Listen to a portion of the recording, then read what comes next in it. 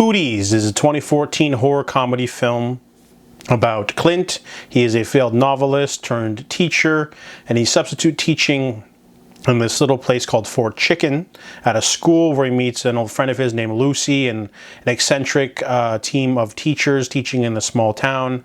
However, contaminated chicken nuggets causes an outbreak of a rabies-like flesh-eating disease among the children, and they all scratch each other.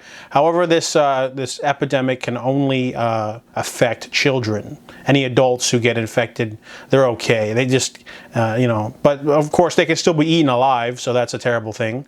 So this movie's pretty slow. The first half hour doesn't really lean into the horror aspect, really. The comedy elements are very try-hard. They're really awkward. There's like the bratty kids, no cell phones, wannabe vice principal, really over-the-top personalities for the other teachers. There's like Wade, this gung-ho gym teacher. There's Doug, the weird guy who says he's an executive producer, Lee Winnell. He's a good actor, but like you can tell that he gave himself a lot of lines, and they don't all work. And then there's like the guy from 30 Rock, he doesn't get to do much, and this other teacher.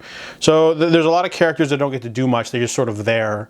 And, it's your basic, we're trapped in a school full of, undead children. There's a couple of set pieces, a very light character work. There's like a love triangle of sorts.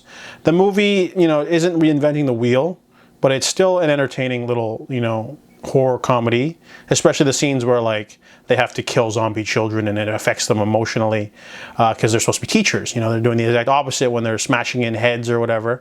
The movie has I think it pretty much gets carried by its cast, a very talented cast of actors who elevate the material, because the material is basically just zombie kids. And then overall it's an enjoyable horror comedy. It's not that funny, it's not that scary, but it's still fun. So I give it a 6 out of 10.